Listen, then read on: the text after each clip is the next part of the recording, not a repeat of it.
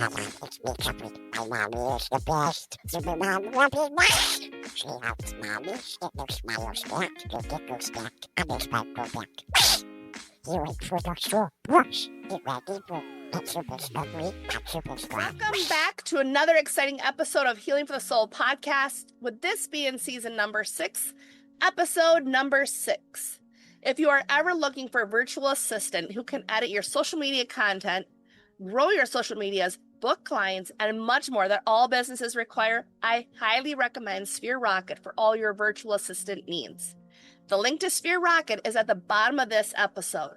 And before we get started, I am your host, Robin Stoltman, and every week I feature different guests to help you become the best version of yourself through different methods you may not have heard of or thought of. Make sure to subscribe and keep coming back for more. And today, I have my guest, Dr. Larry Waldman, who is recently semi-retired licensed clinical forensic psychologist in Phoenix, Arizona. He conducted a highly successful private practice of 45 years, working with children, teens, parents, couples, and adults in a solution-focused manner. He also consulted with family, personal injury, immigration, and estate planning attorneys. His BS in education and psychology was from the University of Wisconsin. His MS in school psychology was at the University of Wisconsin-Milwaukee, with his PhD in educational and school psychology was earned at the Arizona State University, and his diplomat, the ABPP, was received in 2003. Let's get started with today's episode. Thank you so much, Dr. Larry Waldman, for being here with our audience. Well, thank you. Thank you for the opportunity. So that's quite the accomplishment. All those 45 years working with all these people. What has been like the most helpful, or what have you learned working with all of these people over the years as far as behavioral psychology applied to parenting? Okay, well, if you want to put it in a simple sentence, I guess I would say catch them while they're good. Catch them while they're good? Yep. Mm. So I know that can be taken a couple different ways. What would be, in your mind, the catch them while they're good? To give a little bit of background, there are 4 different schools in psychology out there. The psychoanalytic, the behavioral, the cognitive, cognitive behavioral, and analytic, okay, and biological. So depending on what school you're looking through, you're going to advise different things. I of course am versed in all those areas, but there's an old adage that says, therapists practice the kind of therapy that best meets their own qualities, if you will.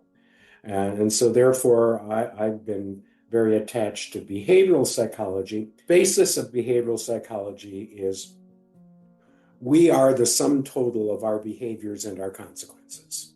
Okay? In other words, how we behave is really a function of past behaviors based on the consequences of those previous behaviors. So, if you do something, whatever it is, and it has a positive consequence, you're likely to repeat it. If you do something that has a negative consequence, well, you may or may not repeat it.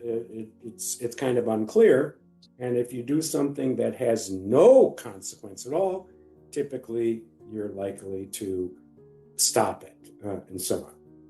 And so when we apply this to parenting, we have to do a number of things. One is to be specific, very specific, about the behaviors that we want in our kids. I mean, so often in my office, when I would ask a parent, well, what's your problem? What do you think your problem is with your son, for instance? The answer might be, well, he's incorrigible. Well, the truth is there aren't many cures for incorrigibility, and so First off, what does it look like? When does it happen? And what do we want to see different? And so one of the things we have to do then is be much more specific about what it is we would like him to do in this case. Like, for example, if I ask Billy to do something that within 3 seconds he ups and does it. Okay, now we have a very specific goal. Now, here's the other part that we have to look at is, all right, so what then becomes the consequence for that specific behavior? Research clearly shows that in most homes across this country, when 90% of the time, when the child is misbehaving, they are getting parental attention of one sort or another. Okay? Typically, of course, we refer to that as negative attention. Now, that's an adult term. In other words, that's what we made up. But you see, the child hasn't read any textbooks. The child doesn't know what's good, bad, or indifferent. All he or she knows is the life they're leading. And if they come to learn, and that's what behavioral theory is often referred to as learning theory, if they come to learn that when they do X, they get attention, which kids desire, you've heard the old expression, negative publicity is better than no publicity at all. Sure have. Sure. Well, that's true of celebrities, and it's also kind of true of kids. Negative attention is better than no attention at all, particularly when they don't even know what a good attention would look like. Okay? So 95% of the time in most homes, when kids misbehave, that's when they get attended to. When the child is behaving and is doing something, that the parent would be like maybe quietly reading a book or playing nicely with their sibling and so on, what does the parent do? Nothing, typically. Exactly. Right.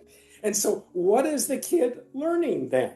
When I behave this way, which the parent would view negatively, I'm getting parental attention. And when I'm behaving this way, which is what the parent would really like, I get no attention.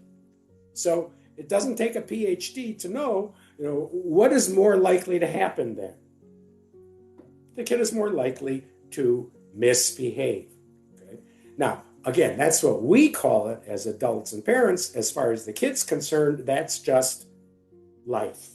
So what I did a lot of when I worked with parents, and by the way, I pretty much, if I took on a case, I pretty much worked with both parents, not just the mother. Because I found early on in my practice, almost a half century ago, that if I just work with the mom and the mom is starting to do the right thing, she also sees all the mistakes dad's making, and that just causes more conflict. So both parents have to be on board. Okay.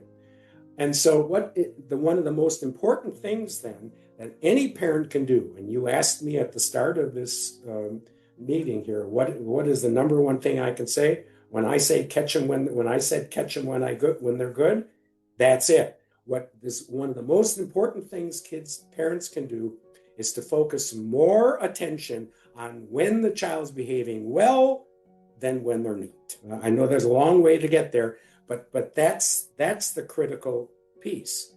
And then, by the way, when you are catching that child behaving well, you don't just say, like most parents do on those rare occasions when they do point out something good, oh, nice job, Johnny, or way to go, or I'm proud of you, and so on.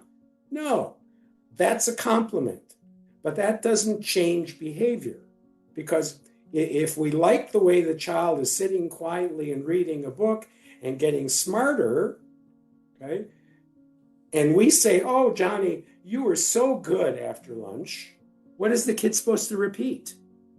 What has he learned? It doesn't teach him anything to go exactly. Repeat. Yeah. So what the parent has to do is, Johnny, I am so proud of you. when you were sitting and reading so quietly and getting so smart, I love to see you read like that. Bam! Now Johnny knows, well, if I want, and maybe she might then say, let's sit. I was planning on making dessert for tonight. How about you and me bake brownies together? And you can have one when we're done. Woo! So that's what I'm talking about. Many times people have asked me, what's the one thing like you or that you can teach parents and so on? And that is it. Catch them when they're good specifically. In other words, point out specifically the behavior the child is exhibiting, that the child is aware of, that you like and which is good. I love that because I would agree with you. There's a lot of parents that don't do that. And I'm working on catching a lot of those behaviors when my kids are doing good things and then inviting them. Because I like when you said about then you're inviting them to go bake brownies as an example in the case that you used. And I think that's helpful because you are teaching the child, okay, I want more of this behavior because they're still getting attention, but now it's positive attention instead of that negative reinforcement of when I'm naughty, not doing what I'm told, then that's when I get XYZ. Sure, exactly. By the way, Yep. Just as a little aside, this not only works in the relationship between parents and kids, how about between mom and dad in marriage? Okay? That is very true. Right. Once again, what gets focused on? How well, how well things are running, how clean the house is, how nice, dad is, earning, income or whatever. No, they come home and something's on this place is a mess. So, no. Well, we tend to do it. I don't know why, but probably because of the way we're raised.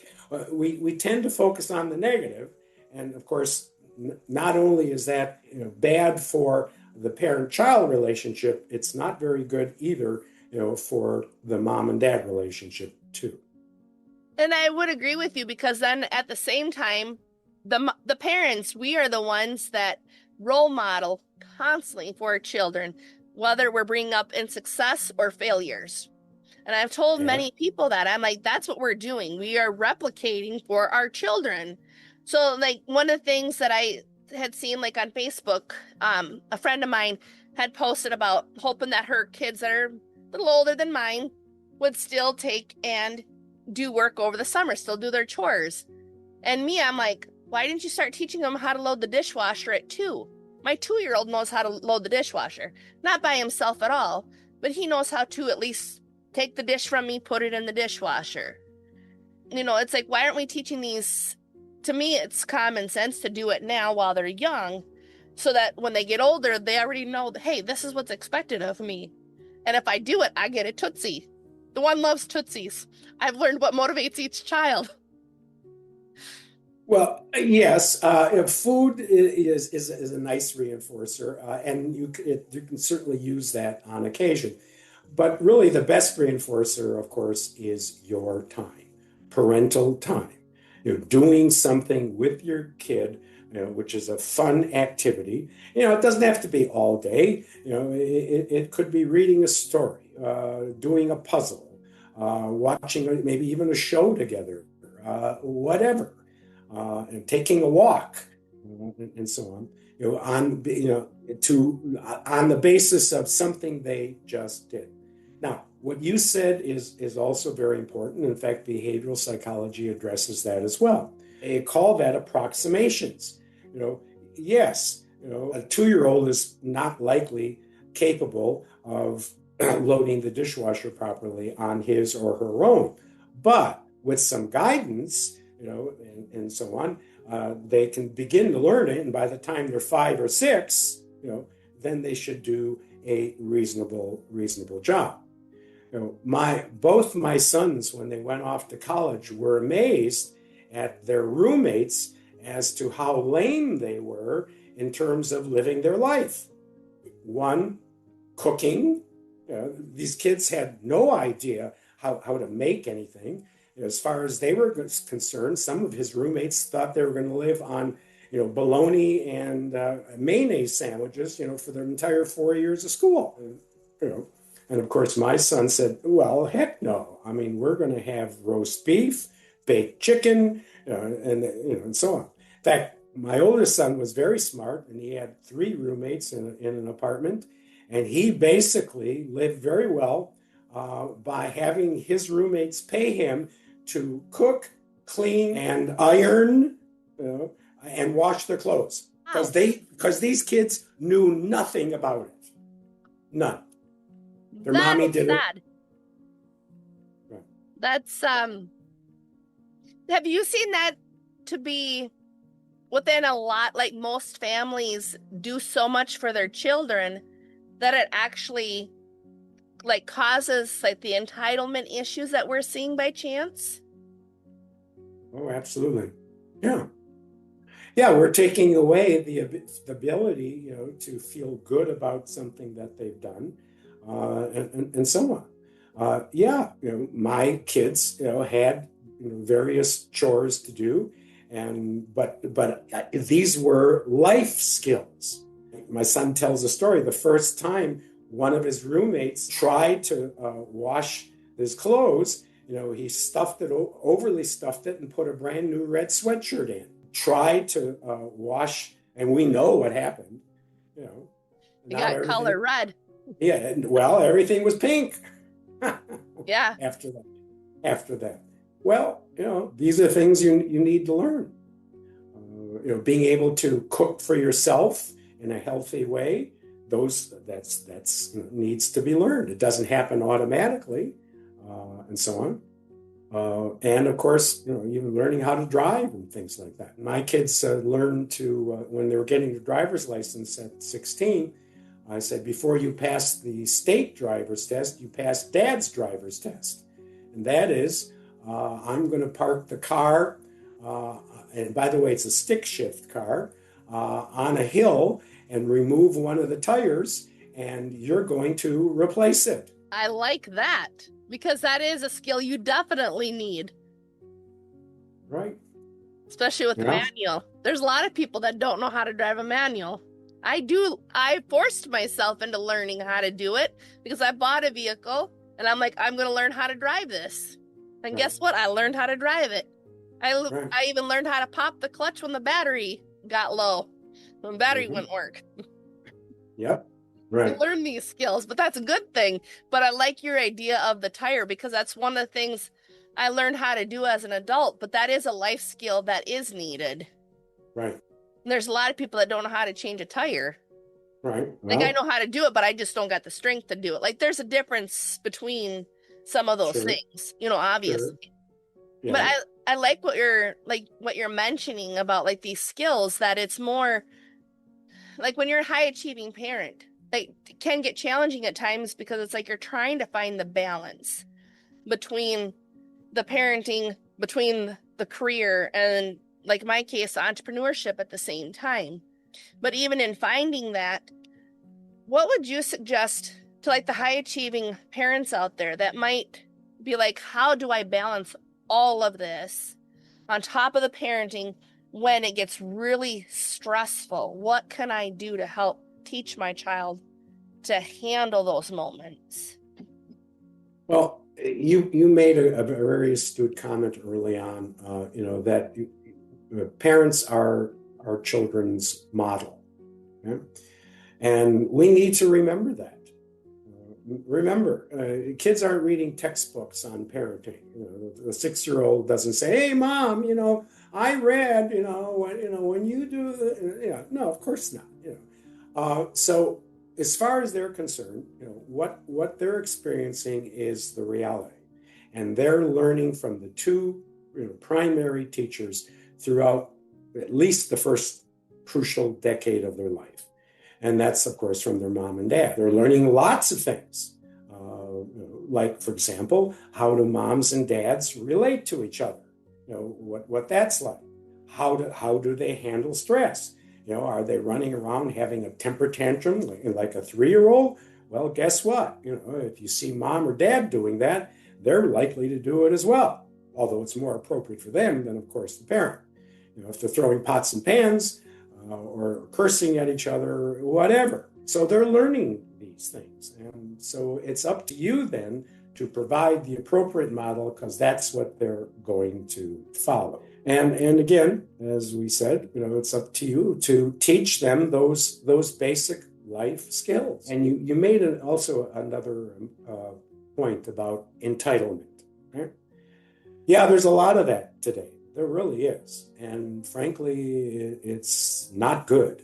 Right? I see it so often, that parents are getting in the way of what I refer to as logical consequences. Life can be hard. If you come to work late too much, and the boss says, for instance, you come late one more time, you're fired, and you come again, guess what? You're fired. Well, when kids are late for school, the parents come in, and they kind of argue with the principal and so on, and say, oh, we gave him a break, and so on. What is the kid learning? They're not learning anything. Sure. When my kids were late for school, I'd call the school and say, one of my son was piddling around this morning. He didn't get out of bed on time. He's going to be late. I told him he's going to check in at the principal's office.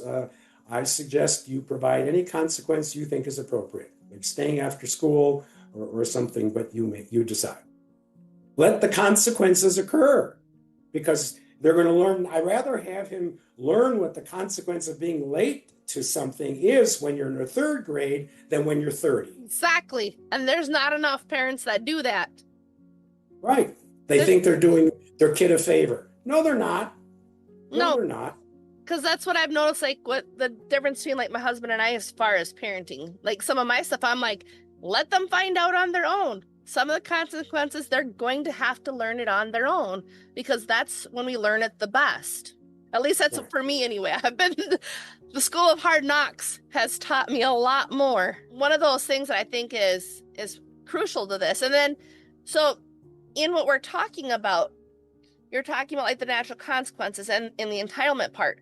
So if you have to tell your child 5 times to do something, what are we teaching our children about our first request? Well, it's pretty clear. And this, of course, is very common, and I appreciate you bringing that up. What do we teach them by our first request?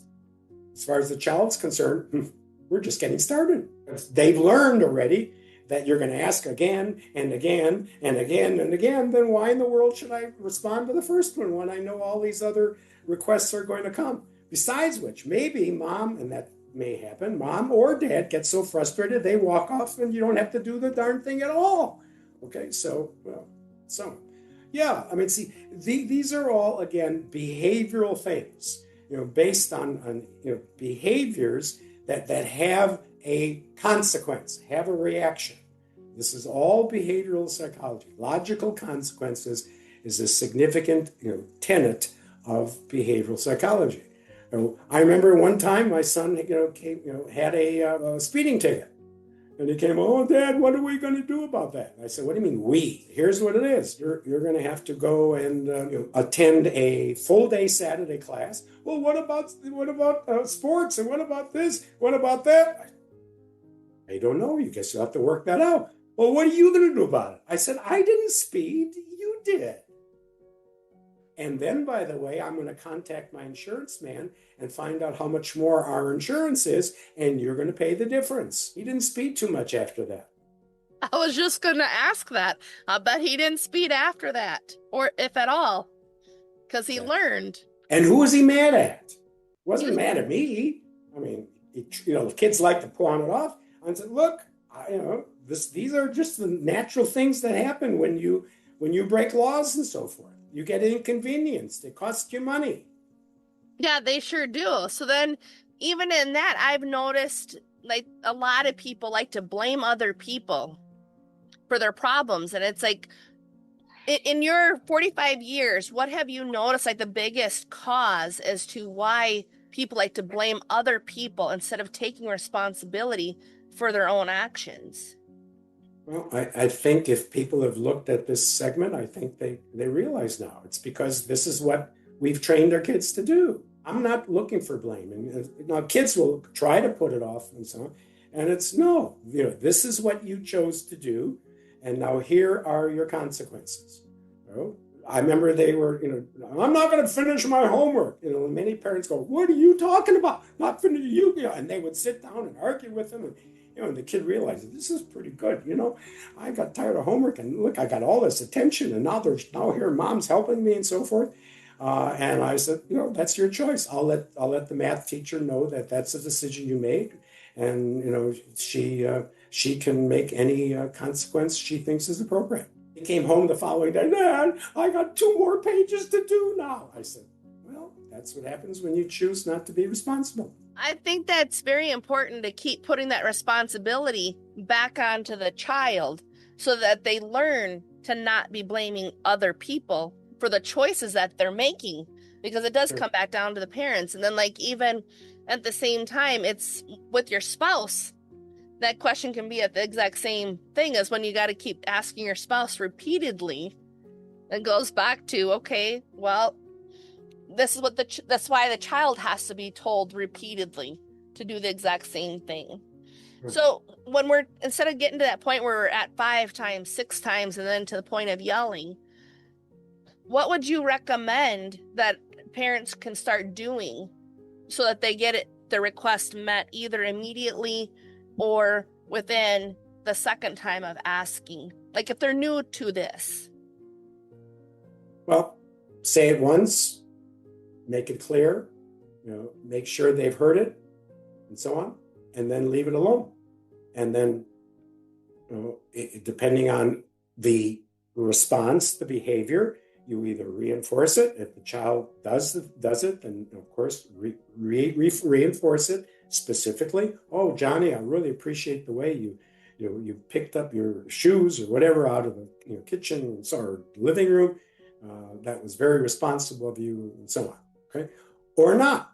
Now, speaking of shoes, there were a couple times I remember when my kids would leave their shoes in the family room. And I would say, hey, Bud, I'd appreciate it if you put your shoes back in your room. And sometimes they blew me off. Now, I could say, hey, get your butt over here and get those shoes. I could have done that. But instead, the way I'm thinking, the psychology is if those shoes are there, those are shoes he probably likes to wear. Okay? So what I did is I hid him. So then that following morning, he's running around the house going, where are my new tennis shoes? I need them for school. I said, the ones that were left out in the living room yesterday? And he said, yeah, where are they? I said, I don't know. When you leave them out, things get lost. Oh my God. That's it. Now, when he got home from school, miraculously, those shoes are back in the living room. And guess what? What happened then? Well, I put them back in the living room. And so guess what? What do you think he did? He put them back in his room very quickly.